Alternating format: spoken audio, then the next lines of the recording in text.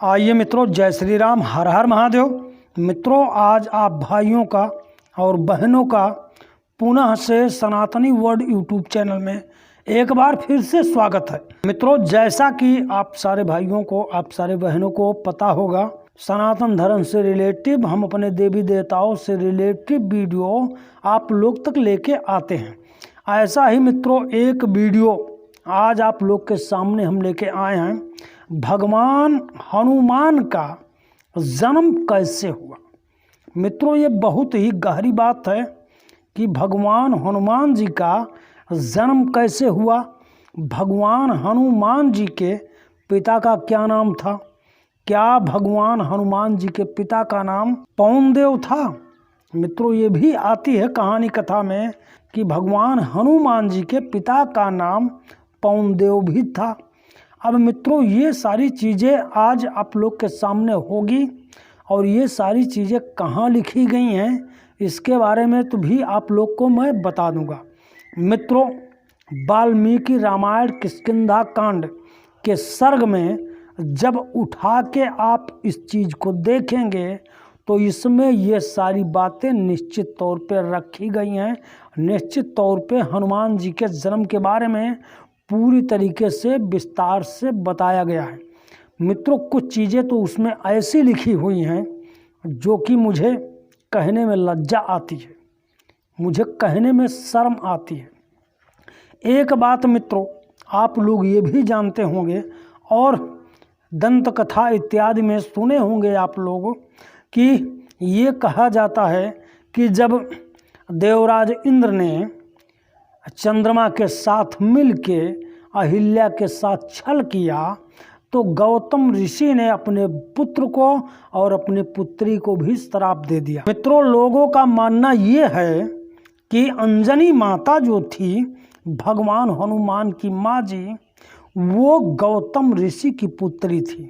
तो मित्रों, इस बात को मैं यही खंडित करता हूँ कि गौतम ऋषि की पुत्री अंजनी माता थी ही नहीं। ये बात मित्रों पूरी तरीके से झूठ है। अंजनी माता गौतम ऋषि की पुत्री नहीं थी। अंजनी माता, उनके बारे में जो कि चर्चाएं हुई हैं, जो कि कथा में आया है, अंजनी माता अपने पहले जन्म में एक अप्सरा थी। देवराज इंद्र के सभा में रहती थी। अप्सराओं में वो बहुत खूबसूरत थी। अपने खूबसूरती की वजह से उनमें चंचलता भी बहुत ज़्यादा थी।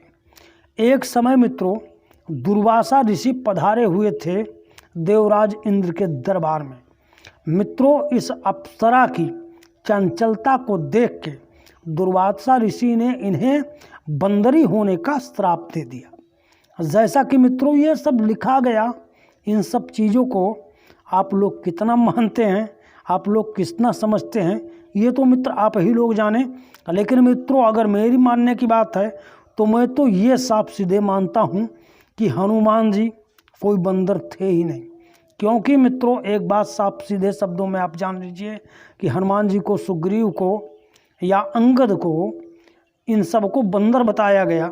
मित्रों, आप लोग एक बात जान लीजिए कि बंदर ना तब बोलते थे ना बंदर आज बोलते हैं। बंदर बंदर होते हैं। और एक बात ये भी मित्रों निश्चित तौर पे सत्य है कि किसी दूसरे योनि का प्राणी किसी दूसरे योनि में जा ही नहीं सकता, क्योंकि ये विज्ञान के आधार के भी खिलाफ है और आध्यात्मिक आधार के खिलाफ है और वेद विरुद्ध है। मित्रों, एक बात आप लोग जान लीजिए कि सनातन धर्म पूरी तरीके से वैज्ञानिक धर्म है।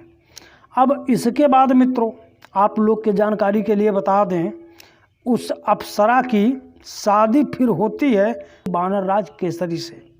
वानर राज केसरी से शादी होती है। मित्रों, बाद में वही वानर राज केसरी की पत्नी अंजनी माता के नाम से प्रसिद्ध होती हैं। एक समय मित्रों वहीं ये बात लिखा गया है वाल्मीकि रामायण के उत्तरकांड के सर्ग में कि एक समय मित्रों आप लोग जानिए, एक समय अंजनी माता शाम की बेला सुमेरु पर्वत पर घूम रही थी। अचानक मित्रों अंजनी माता के वस्त्र उड़ने लगे। वस्त्र इस कदर उड़ गए मित्रों कि अंजनी माता पूरे तरीके से नग्न हो गई। जब वो नग्न हो गई तब अंजनी माता ने जोर से कहा क्रोध करके कि कौन है जो मेरे पत्नी व्रत धर्म को भ्रष्ट करना चाहता है? कोई राक्षस है, पिशाच, यशनाग, गंधर्व, कौन है? मित्रों, जब अंजनी माता ने इस तरीके से क्रोध किया तब मित्रों आप लोग जान लीजिए कि पवन देव प्रकट हुए। पवन देव प्रकट हुए और पवन देव ने ये कहा कि मैं आपके पत्नी व्रत धर्म को नष्ट नहीं करूंगा, अपितु मैंने आपके शरीर को स्पर्श किया है, इसलिए हमारे समान वेगवान पुत्र, हमारे समान बलशाली पुत्र आपको पैदा होगा, जिसका नाम पवन सुत होगा। मित्रों, ये तो चीज़ें हो गई जो इन टुटपुजी है पोपे पंडितों का लिखा हुआ है। मित्रों, आप बताइए, जिस कदर आप लोग पढ़ेंगे तो आप लोग के होश ठिकाने हो जाएंगे। वो सारी चीज़ें मैं वीडियो में दिखाना नहीं चाहता हूँ, क्योंकि मित्रों जिस तरीके से वाल्मीकि रामायण में जिस तरीके से अंजनी माता के वस्त्र हरने की बात की गई है, जिस तरीके से उनके नितंबों की बात की गई है, जिस तरीके के उनके जांघों की बात की गई है, मित्रों ये जान लीजिए ये बहुत ही पाप कर्म की बातें हैं, क्योंकि ऐसा वाल्मीकि इत्यादि कभी कभी लिख ही नहीं सकता। अगर लिखा हो तो वो भी महापाखंडी, महाधूर्त था। और मित्रों, मैं बार बार कहता हूँ कि देखिए, जानने से अच्छा है बूझना। जब तक आप लोग बूझेंगे नहीं, तह तक जाएंगे नहीं, सत्य को जानेंगे नहीं, तब तक ये सारी चीज़ें मित्रों हमको और आपको समझ में ही नहीं आएगी। अब हनुमान जी के बारे में ऐसी चीज़ें लिखी गई है जो कि मित्रों आप लोग जानते हैं, दुश्मनों के मान का हनन करने वाले को हनुमान कहा गया है। हनुमान जी बल पौरुष में शिव के समान थे। ऐसे व्यक्ति के बारे में मित्रों इस तरीके से बातें की गई है। और एक बात आप लोग बताइए मित्रों, जब पवन देव ने ये कहा कि मैं इस तरीके से आपके शरीर का स्पर्श किया हूँ कि आपका पतिव्रत धर्म नष्ट नहीं होगा, ये सारी चीज़ें मित्रों पूरी तरीके से फ्रॉड हैं, पूरी तरीके से झूठी हैं। 100% मित्रों अंजनी माता के पुत्र हैं हनुमान जी और बानर राज केसरी के। वैसे मित्रों मैं तो पहले ही खंडित कर दिया हूँ कि यहाँ बानर की बात को मैं एकदम ख़त्म करूँगा, क्योंकि मित्रों बानर कभी मनुष्य की योनि में नहीं जा सकता है। अगर वो बंदर रहेगा तो बंदर की तरह बोलेगा, कभी मनुष्य की तरह नहीं बोलेगा। क्योंकि भाई देखिए, सृष्टि के नियम के खिलाफ, ईश्वर के संविधान के खिलाफ कुछ भी होना ये बहुत ही गलत है और इस चीज़ पे भरोसा नहीं किया जा सकता है। तो मित्रों इस तरीके से हनुमान जी महाराज के जन्म के बारे में कथा आई है। अब आप लोग मित्रों, हमारे सनातनी भाई बहनों, आप लोग बताइए इस तरीके से जो हमारे धर्म ग्रंथों में लिखा गया है, क्या वो सत्य है या असत्य है? आप उसे कहाँ तक मानते हैं? जैसा होगा तैसा ज़रूर कमेंट करिएगा।